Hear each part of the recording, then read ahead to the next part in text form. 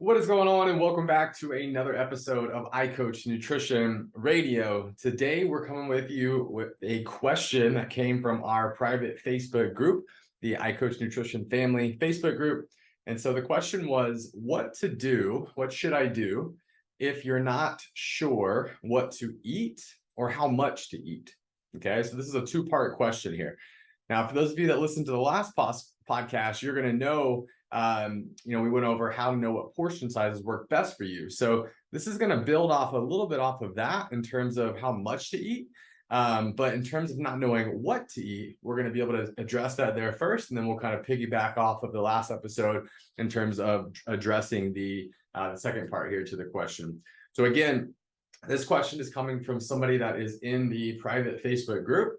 For those of you listening to this podcast, anybody can join that group. This is the group that is made up mostly of clients that I'm currently working with one-on-one, as well as clients that I've worked with one-on-one over the last 10 years. We also invite people like you listening that potentially are not already working with me one-on-one or have never worked with iCoach before to join the group. And ultimately, it's just an awesome education an awesome community of education and support. And I've started here recently, done this again, done this before earlier in the podcast, many episodes back, but I'm going in and answering the questions that are being brought up in that group. Because again, if somebody has the question there in the group, there's probably many of y'all here on social media, podcasts, YouTube, etc., that are going to have the same question there as well. So back to the question, what to do if you're not sure what to eat or how much to eat. Okay, so when we break down the what to eat side of the equation here, the easy answer, the simplified answer is you need to make sure that the majority of your diet is made up of whole foods. Now, what is whole foods? That doesn't necessarily mean going to Whole Foods, the grocery store, and if it's from Whole Foods, the grocery store, it's okay, right? Although you probably would be in a pretty good spot if you're going to Whole Foods. I realize that most people do not shop at Whole Foods because it can take up your quote unquote whole paycheck, right? It's very expensive. It's the most expensive grocery store out of them all, or at least out of most of the grocery stores. So again, whether you shop at Whole Foods or not, it doesn't really matter. The point of this is to focus on eating whole foods, right? So what this would look like is eating things like meat, seafood, vegetables, fruits, whole grains, healthy fats, right? Making sure that the majority of your food is actually food that you're going to cook, right? In terms of this is not going to be things where you can just pull a box out of the freezer there and put it into the oven and bake it, or take a box out of the freezer there and microwave it. This is going to be foods where you're actually going to prepare it and cook it yourself, right? This is where making recipes, for example, would kind of fall into this bucket of actually making the meal yourself, right? Now, there's nothing wrong. There's definitely some great pre-made options. There's some great frozen options there. So there's some great minimal meal prep options.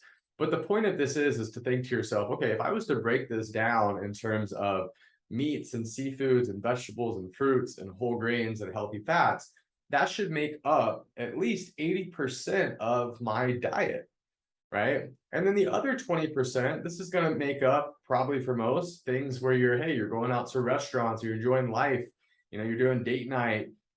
Maybe you have to pop into fast food one night because you don't have time to cook or whatever, right? This would also fall into the sweets, the junk food, just some of the things that so many people enjoy to eat. And there's nothing wrong with those things.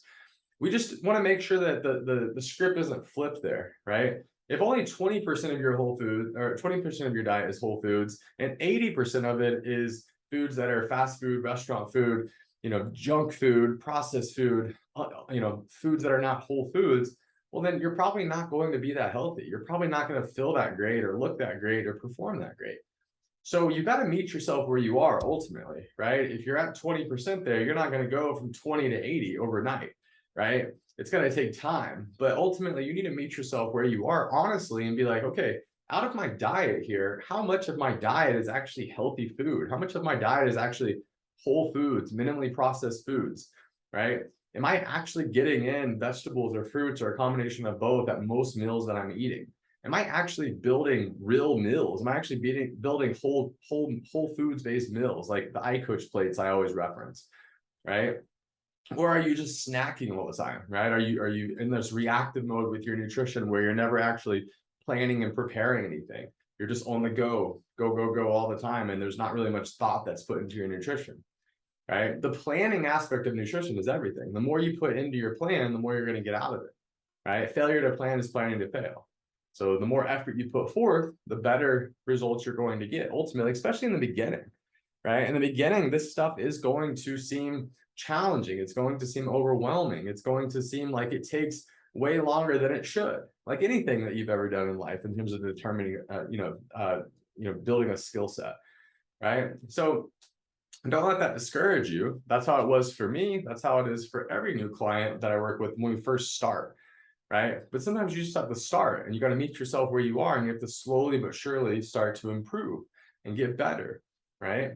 And with that becomes build confidence, build skill set, and ultimately this starts to become an asset into your life. It starts to become something that really ultimately is a superpower that helps you to improve not only your health, but the health of your family, right? And ultimately allows you to be able to feel your best, look your best, perform your best, and be able to live your best life. Okay. So I want to break this down very, very specifically in terms of giving you like an actual list of all of this. All right. And so when I break this down here, I'm going to literally go through, I'm going to go through everything. I'm going to go through the meats, the seafoods, the vegetables, the fruits, all of it. Okay.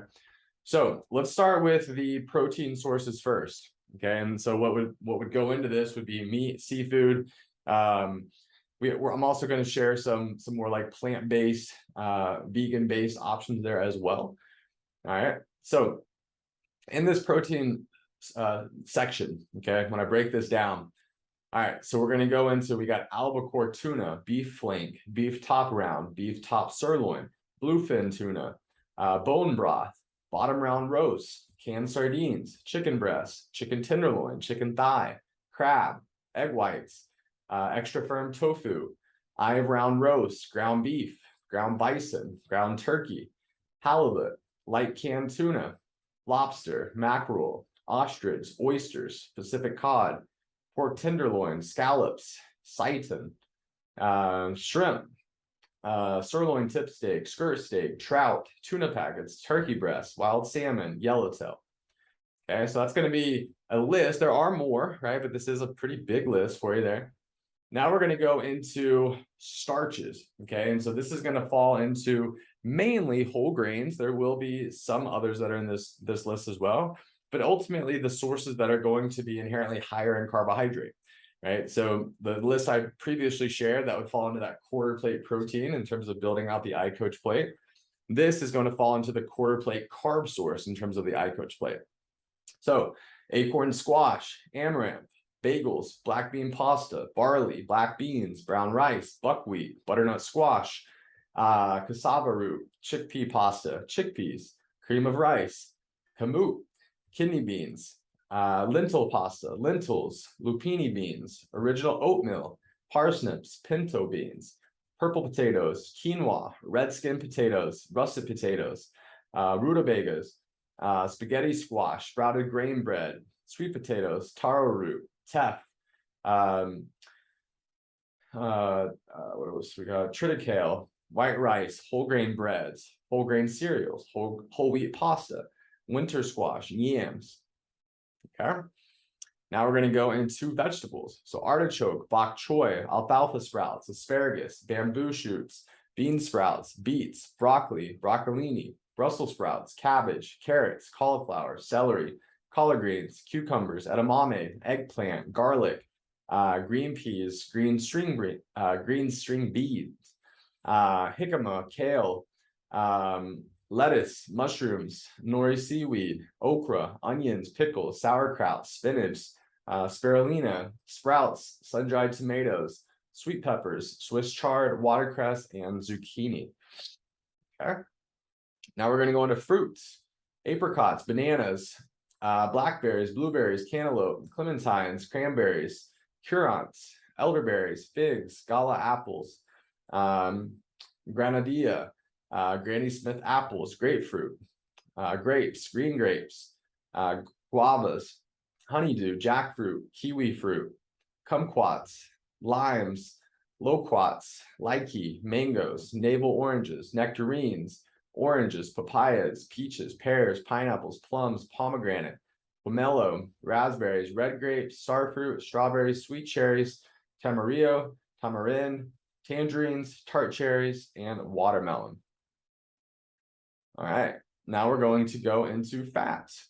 So whole milk, whole eggs, walnuts, walnut butter, sunflower seeds, sesame seeds, pumpkin seeds, pistachios, pecans, Parmesan cheese, omega-3 fish oil, mozzarella cheese, hemp seeds, hazelnuts, grass-fed ghee, grass-fed butter, goat milk, goat cheese, full-fat yogurt, flaxseed, feta cheese, extra virgin olive oil, cottage cheese, coconut milk, coconut butter, coconut, chia seeds, cheddar cheese, cashews, cashew butter, cacao nibs, Brazil nuts, blue cheese, avocados, avocado oil, almonds, almond milk, and almond butter. Okay. Now we're going to go into some of these which could fall into either one of these categories, but I'm going to break it down in terms of snacks. Okay. And so when we look into snacks, these are all going to be great snacks here. Beef jerky, bitlong, cottage cheese, edamame, egg muffins, low-fat Greek yogurt, nutritional yeast, vegan protein powder ice cream, shrimp cocktail, smoked salmon, turkey breast, deli meat, whey protein isolate.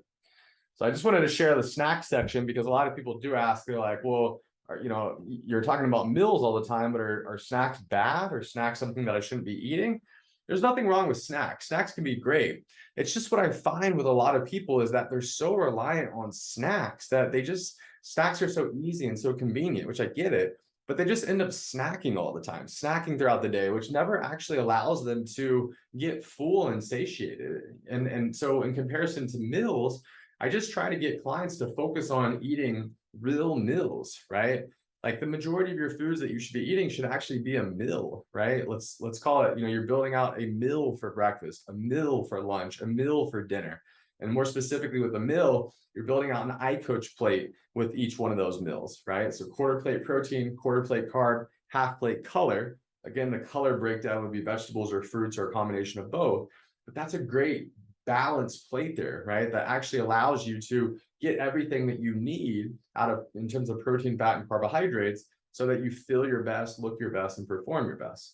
With people that aren't actually building out meals, they end up just snacking all the time. And like I said, that just leads to overeating, which therefore leads to overeating, over consuming calories, right? And then ultimately having more body fat than they would like to, okay?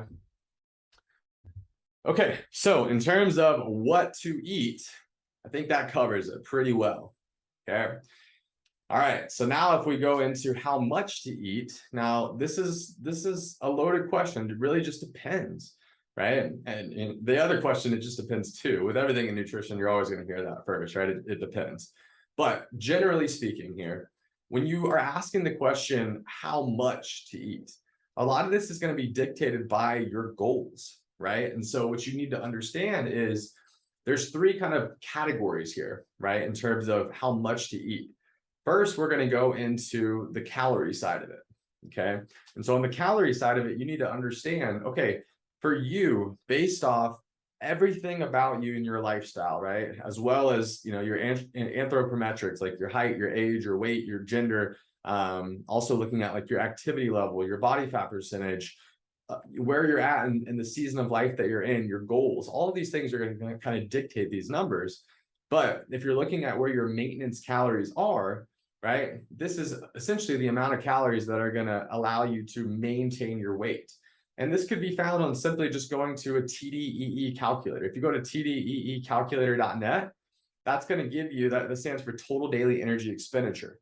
So that's going to give you kind of a ballpark number as to what your maintenance calories should be. Again, how many calories you need to eat in order to maintain your weight, okay? So there's that. From there, anything less than that number is going to be what's considered a calorie deficit. So if your goal is to lose weight, that's what you should be eating. And then from there, anything more than that is going to be a calorie surplus. Okay. And so if you're trying to build muscle, right, and you want to eat in a calorie surplus in order to do that, if you want to gain weight, right, you would need to eat in a calorie surplus, right? Or maybe you don't want to be gaining weight, but you are. And so therefore you start tracking your calories and you realize that, oh, I'm eating in a calorie surplus. No wonder why I'm gaining weight. I need to bring it back down to maintenance so that I can maintain weight, or I need to bring it down even further into a calorie deficit so that I can lose weight. So when you think about and you answer the question, how much should I eat? Again, it depends on your goals. Are you trying to maintain weight? Are you trying to lose weight? Or are you trying to gain weight? Right. And so once you go into that calculator, right, and you get kind of a ballpark number of what your maintenance calories should be, now you'll know, okay, this is how many calories I need to maintain my weight.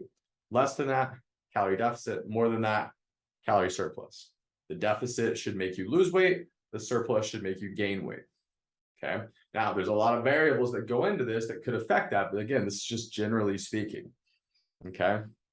Now, when you go into the other side of it, so we talked about calories. Now we're talking about the macronutrient side of things. Okay. So the macronutrients, those again are protein, fats, and carbohydrates. These are just the three categories that make up your total calories for the day. So when I add up the number of grams of protein, fats, and carbohydrates that you eat, that total number is going to equal your total calories for the day once they're multiplied by the number of calories that they yield per gram. So again, 1 gram of protein yields 4 calories, 1 gram of fat yields 9 calories, and 1 gram of carbohydrates yields 4 calories. Okay. So for example, if I had 100 grams of protein, that means that would yield 400 calories, right? 100 grams times 4 equals 400. Okay. So this is where this can all start to become kind of like a math equation, which can really overcomplicate nutrition, which is not the goal of this, right? We're not trying to make this overcomplicated, but the reality of it is once you've gotten past that last podcast in terms of just using portion sizes with your hand or referencing the iCoach plate in terms of generally speaking what your plate should look like in terms of how you build it, well, now you're going to need to actually start learning the skill set of weighing your food, measuring your food, logging your food into an app like MyFitnessPal so that you can actually start understanding how much food you're actually eating, right? If I asked you the question, how many calories are you eating right now, right? Or if I asked you the question, how many grams of protein are you eating per day? Or how many grams of fat are you eating per day? How many grams of carbohydrates are you eating per day? There's no way for you to know this unless you're actually weighing and measuring and logging and tracking your food on an app like MyFitnessPal. Okay. So when we break that down, right, and we answer this question, what should I eat? You should eat, the majority of your diet should be whole foods. That 80-20 balance is a great goal, right? If you have goals that are more specific, you might need to, increase that even more depending upon where your goals are at. But an 80-20, right, the 80-20 lifestyle, that's a great goal for the majority of the people. So I gave you literally a list of all the food that you should be eating that should, be considered whole foods. So 80% of that should be whole foods. The other 20% of that should be foods that, you just, the enjoyment foods, if you will, call it that, right? On the other side of the question, how much should I eat? That's going to be dictated by your goals, but you do need to understand what maintenance calories are for you, what a calorie surplus is for you, and what a calorie deficit is for you. From there, generally speaking, for protein intake, most individuals should be eating anywhere from 0.7 to 1.0 grams of protein per pound of body weight.